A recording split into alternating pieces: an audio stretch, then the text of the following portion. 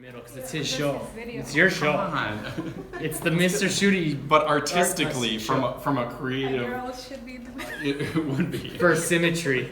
I just had to sit by him. All right, guys. Hey, what's up? I am Mr. Shooty. This is Mr. Shooty's art channel, and I have some special guests with me. I'm gonna let them talk about their channel and what they do first, before and why we are talking about why art is so important in lives. Ladies first. Of course, of course. Hi, my name is Haiti, and I have a channel where I teach you how to speak Spanish. And I've been doing it on YouTube for a little over a year now. And she's super successful for that year. Yes, crushing it. Yes.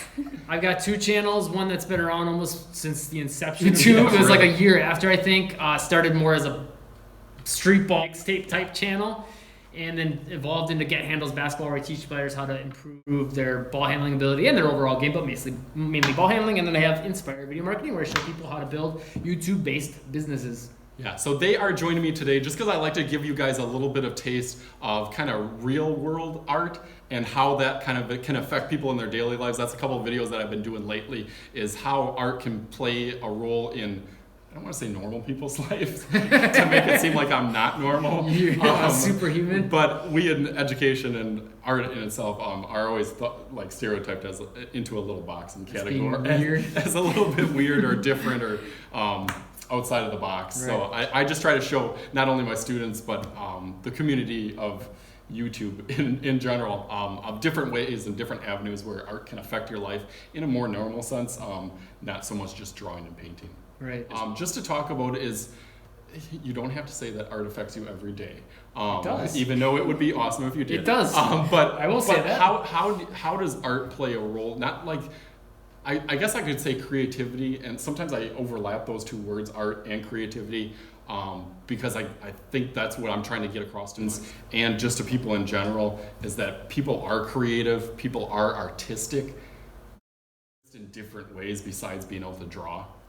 So I guess in your weekly or daily life, how does art play a role in that? Or how could art play a different role in your life? I could talk all guess- day on this, but you go first. You go first, because I'm going to talk alongside me. I guess for me, I don't consider myself to be very artistic or artsy. Like, I don't know how to draw. No, but for YouTube, I guess we don't necessarily have to draw for our channels, but with like the thumbnails, you kind of have to have, that artistic vibes, if you want to call it, just to like what colors look good, like how you should be posing in front So of knowing the your camera. color wheel might be important. Yeah. Warm colors, cool sure. colors, complementary colors, monochromatic, Everything. stuff like. I always try to tell kids, like, when they're doing artwork, like, try it with this color. Look at the color wheel. Look at what's opposite. There's a reason why basketball teams or sports teams use these different colors, because they stand out. Being able to know that, and one thing that I've started to pay attention for, where now on my YouTube channel I don't just pick like a already chosen thumbnail.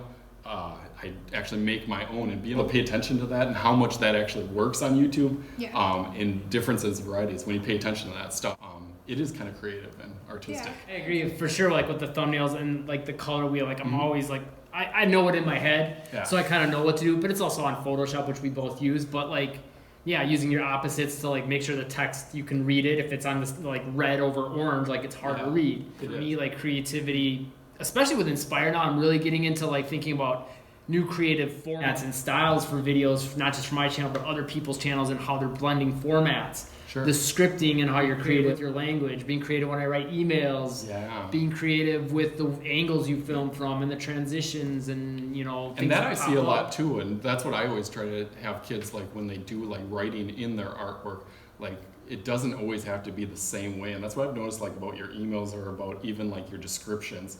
Like you always try it, you don't just do like a paragraph standard form. It seems really big now, is like being able to break it up.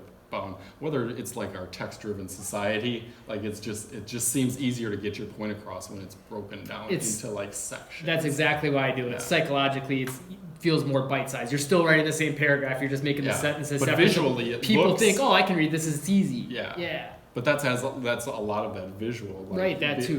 That like appearance just makes it a lot easier for you. I think I was going to ask you too, because I would guess that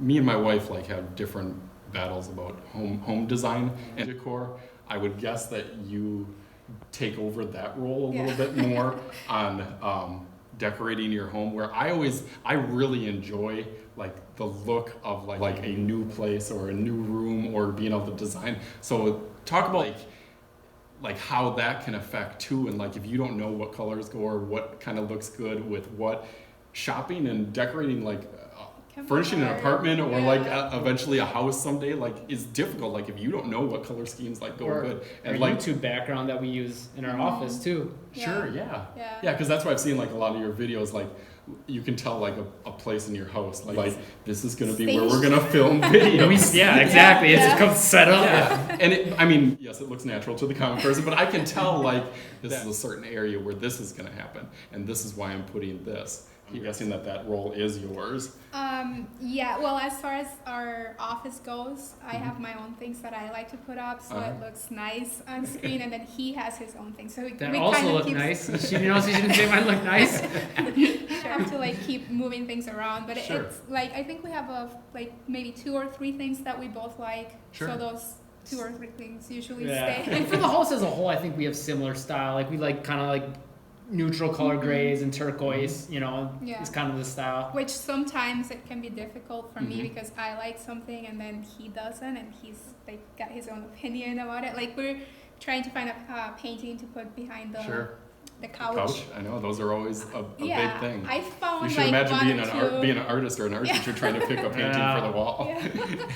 Just make it yourself. Exactly. So that's a big thing that I think of too. Like my students like in their parents at their house and everything. I try to get across that your parents and you guys eventually someday are going to have to make these decisions and think about it. And I always say that even to my students, I just put in like that you don't need art in your life. It's not a necessity, but it sure can make a lot of things easier. Like if you have that visual guru, I like that if you can like see it or envision it, it makes it so much easier. And I think you can do that on YouTube too. Like if you can see your video, like you can picture it and how it's going to look and present and how you're going to set it up. I think just having that vision kind of helps a little bit. I would even argue maybe to some degree you maybe do need art in your life.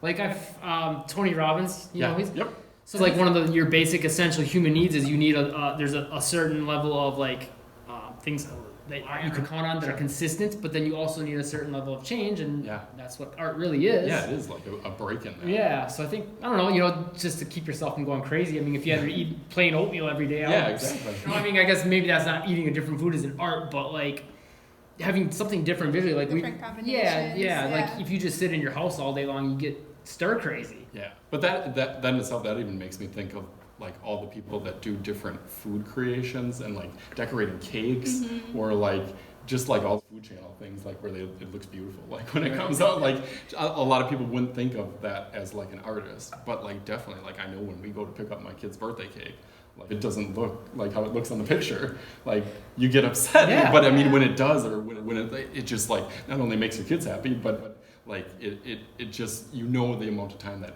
somebody puts into work, and that to me like is an artist, like, and you wouldn't think of it like that. Same thing with like construction, like we worked at Menards, like contractors or construction thing is like art, but I mean to be able to do something like that, and a lot of people do crafts and stuff like that. I have a teacher that I work with that does like sewing and knitting and stuff like that. Being able to do that stuff like is such an artistic like struggle, like at times for them, but being able to have that, I think in your life, like I said, definitely adds to the well-roundedness of your life, like and art, can help like you. this applies to YouTube too, like whatever, like there's what the craft you're doing on camera is art. I had to throw that in. I don't know if you can use that. So hopefully you guys got a little bit something different out of this. I wanted to throw this out since a lot of my students, especially at Riverside, are fluent in Spanish. I wanted to see if we could transition out of this in Spanish, since you do such a fantastic job on yours teaching some Spanish. Gracias por mirarnos. Oh gosh. Mirarnos. Mirarnos. Mi. Rad. Rados. Okay, so we're just gonna have her say Gracias. Gracias. And we'll do this. And she's speaking. So thank you guys for watching. Gracias por mirarnos. Subscribe in español. Suscríbete. Suscríbete. Suscríbete. Okay. Ahora. That's now, right? Por favor. Por favor. Por favor. Thanks, guys. Later.